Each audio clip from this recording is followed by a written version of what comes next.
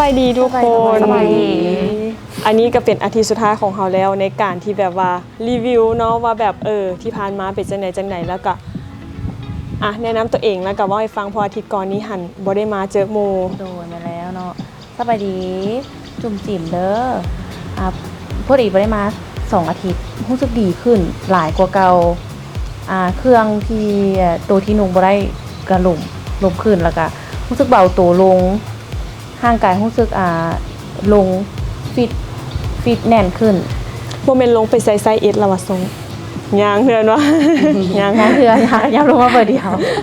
ลงเบอร์1แล้วว่ะ แมนเสื้อผ่านมาตะกี้ใส่เสื้อห้องกายเป็นเบอร์ L ปัจจุบันหากระเบิดเครื่องเมื่อวานนี้ได้เสื้อเบอร์ L เลิศคนหน้าแตก ค่ะ นั่นแหละคักเนาะแล้วแบบเอฟเฟกต์หลังจากการที่กินแล้ว หรือว่าความรู้สึกอีหยังที่กินไปนะมีความรู้สึกจังไหนปอปกติเลยบ่มีผลกระทบอย่างเลยบ่มีผลข้างเคียงอีหยังเนาะบ่เมื่อยบ่โหยแบบอันนั้นนะปกติก็กินได้น้อยลงกินอิ่มไวรู้สึกกินแล้วอิ่มไวแล้วก็บ่เฮ็ดให้หิวง่ายบ่กินจุกจิกคือผ่านมาแล้วคนออฟข้างดิท่วงบ่ท่วงคนอยู่ห้องกายมื้อนี้ก็ท่วงหลายคนว่าไปเฮ็ดหยังมาจอยลงจังเนาะแต่ก็ยังอันนั้นไว้ก่อนอุ้มไปก่อนว่าถามมาซื้อนมข่อยเด้อเพื่อเป็นตัวแทนโอเคเอาอยู่ก็ซะใหญ่เฮามื้อนี้ก็แบบดีใจอีกมื้อนี้ดีใจแล้วดีใจอีกแม่นพออาทิตย์แล้วนี่ก็ยังนุ่งสิ้นแบบมันยังอันนั้นหั่นนะอาทิตย์นี้นี่ได้กลับมานุ่งสิ้นเก่าแล้วก็แบบเสื้อครูไปโรงเรียนมื้อนี้เนาะเอื้อยก็อยู่ห้องการถามว่าถ้าเจอลุงหลานเนาะเวลาเฮานั่งหั่นน่ะเสื้อตัวนี้เวลานั่งมันเป็นสั้นมันก็จะเป็นสั้นรู้สึกว่าแต่ว่ามื้อนี้รู้สึกว่าได้นุ่งสิ้นตัวเก่าแล้วก็แบบเสื้อก็แบบหลมแต่ว่าอาทิตย์หน้านี่พยายามให้ได้นุ่งเสื้อเก่าอีกสิบ่ได้ไปหยิบเข้าแล้วบ่เสื้อนี่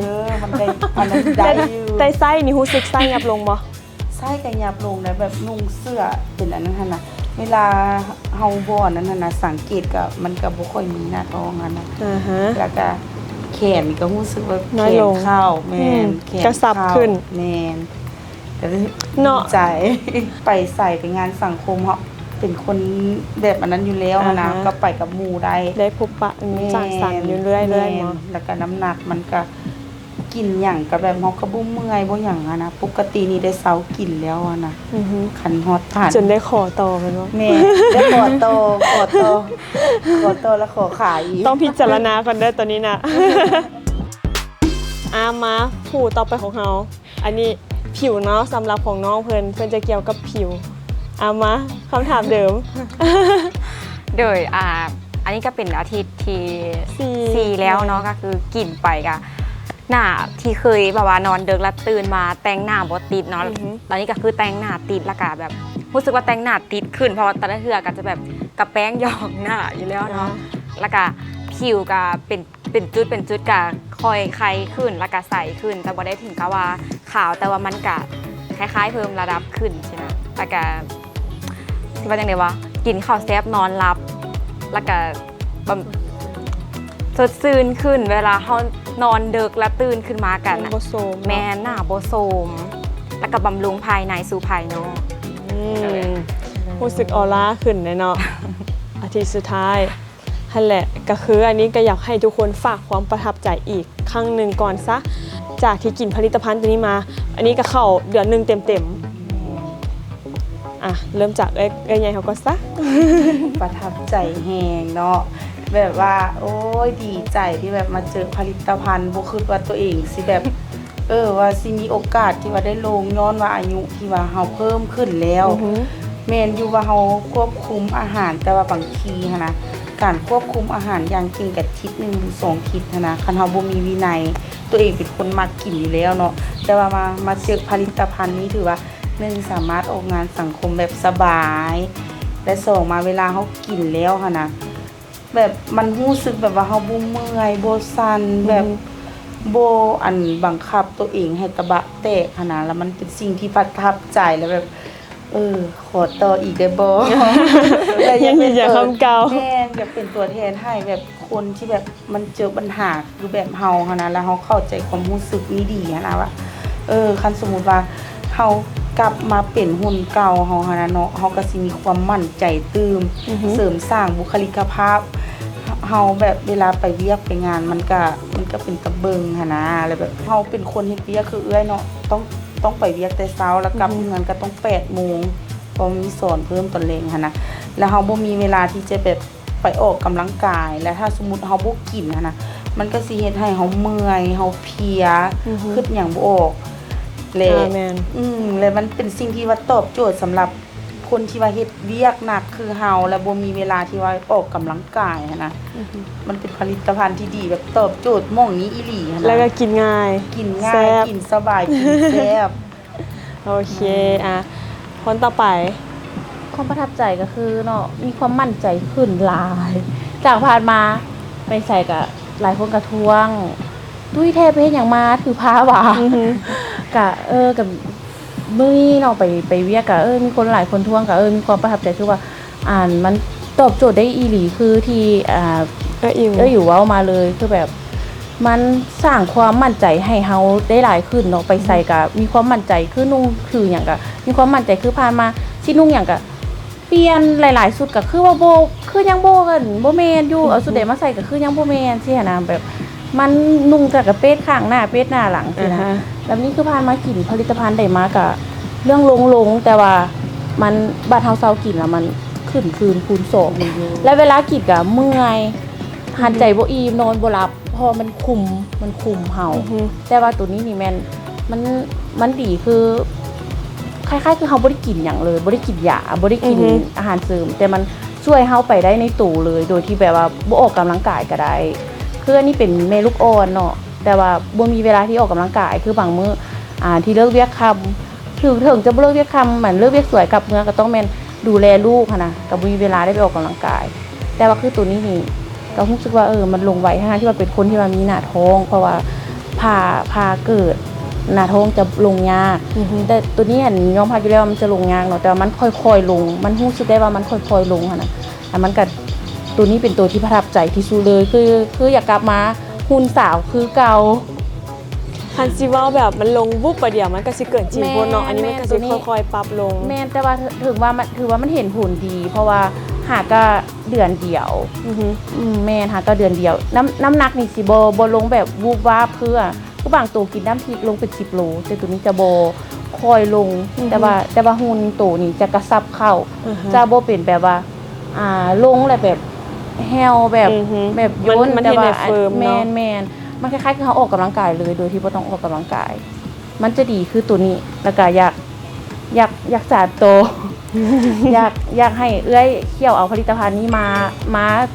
แพร่ไวๆแปลว่ามาจำหน่ายไวๆเนาะเพื่ออยากให้ผู้อื่นคือหลายคนเนาะที่ว่ายังมีปัญหาคือตัวนี้คือน้องสาวเฮาเองกับแม่นอายุเพียงแต่10 ปลายปียังบ่ได้สร้างครอบครัวแต่ว่า80-90 โลก็บ่มาเราก็ลงยากเราก็บ่ซอบวิธีบ่ได้หันนะว่าสิแนวใดออกกำลังกายก็ออกแล้วก็ยังบ่ลงอยู่เฮาก็เลยอยากเอาไปจำหน่ายอยากคือพี่น้องหยังก็เป็นแบบหลายคนที่ว่ามีความอยากคนลาวเนาะส่วนหลายก็เป็นมีความอยากโจทย์แต่คนที่ว่ามีปัญหาตัวนี้หลาย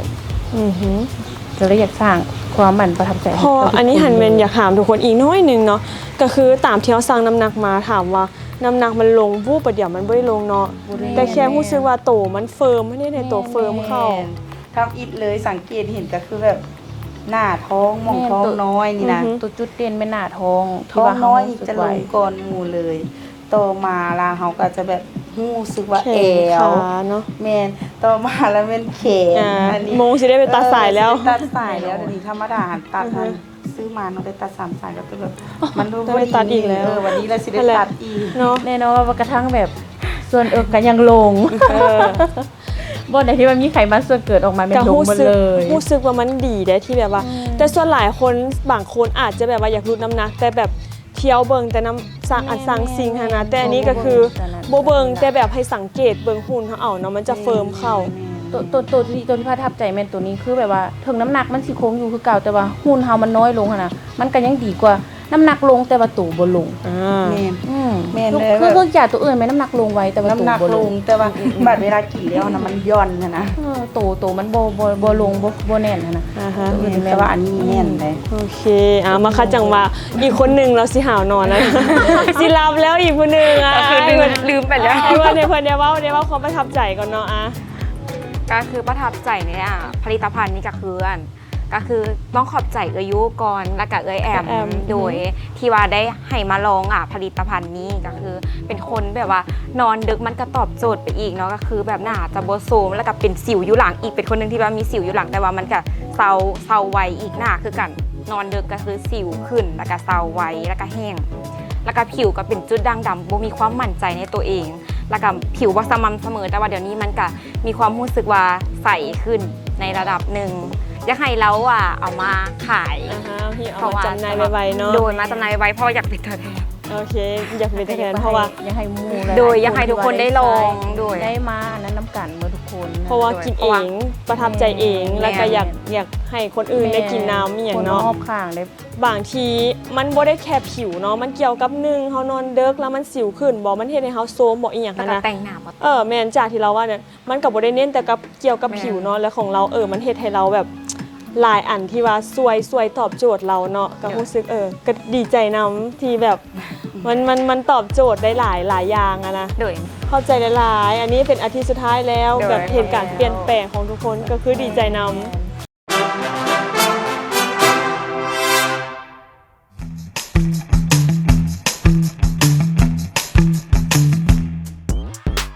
สบายดี สบายดี อันนี้มาพิเศษเนาะมาผู้เดียว โดยแม่ ผู้เดียว คนที่มาผ่านมาก็คือได้สัมภาษณ์ไปก่อนแล้ว อันนี้หันติดภารกิจในหนึ่งก็เลยมาซ่าในหนึ่งเนาะก็เลย มาซ่า บ่ทันเห็นหมู่ซ้ำว่าหมู่ลงหลายซ้ำใดแต่คือตอนนี้เขาเห็นเพื่อนนี้เขาก็รู้สึกว่าก็ลง แต่ว่าเขาอยากให้เพื่อนลองเว่าเบิ่งว่าหลังจากที่กินมา อันนี้ก็ครบเดือนหนึงละ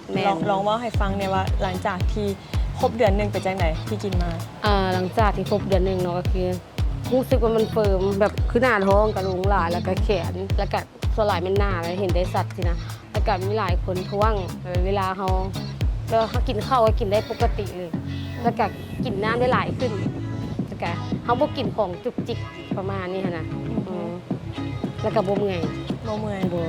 รู้สึกว่าแบบอันนี้นี่รู้สึกเลยแบบด้วยตัวเองเลยก็คือ เวลาเขาเบิ่งขาตัวเองนะกับแขนนะแล้วก็ลงแล้วก็บนคางสินะ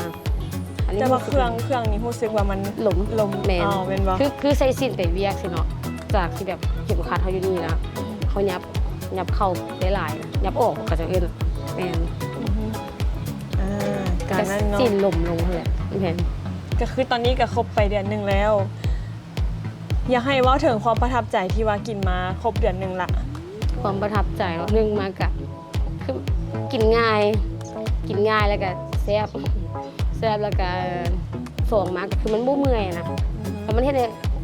อันนี้เห็นกินน้ำได้หลายขึ้นเพราะเป็นคนบ่มักกินน้ำใช่ไหมคะแล้วก็กินข้าวก็คือจากแบบจานใหญ่ๆก็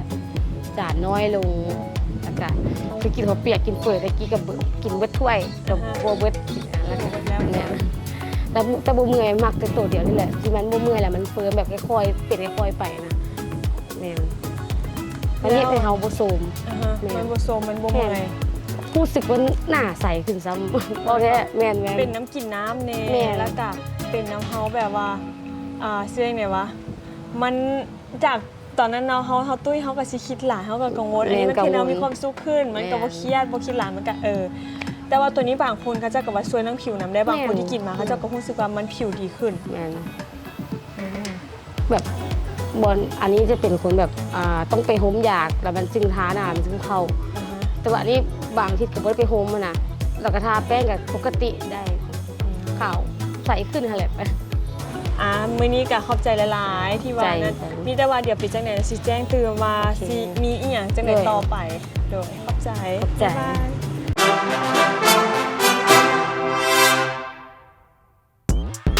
และอันนี้ก็เป็นอาทิตย์สุดท้ายแล้วเนาะทุกคนก็คือเฮารีวิวมาตั้งแต่อาทิตย์แรกจนถึงณตอนนี้เนาะก็คือรวมทั้งหมดเป็น4อาทิตย์หรือว่า1เดือน ก็คือรู้สึกว่าแบบมีความแตกต่าง คนที่ว่ากินเกี่ยวกับผลิตภัณฑ์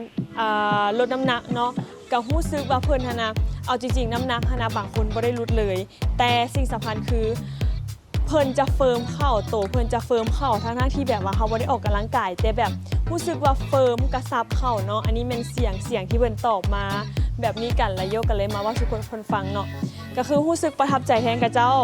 และก็สำหรับหนึ่งในหันกับเมนยูคนหนึ่งที่ว่าได้กินเกี่ยวกับผลิตภัณฑ์ตัวนี้ก็จะเป็นเกี่ยวกับผลิตภัณฑ์ผิวเนาะก็รู้สึกประทับใจเพราะว่าตอนแรกๆโยก็จะมีแบบ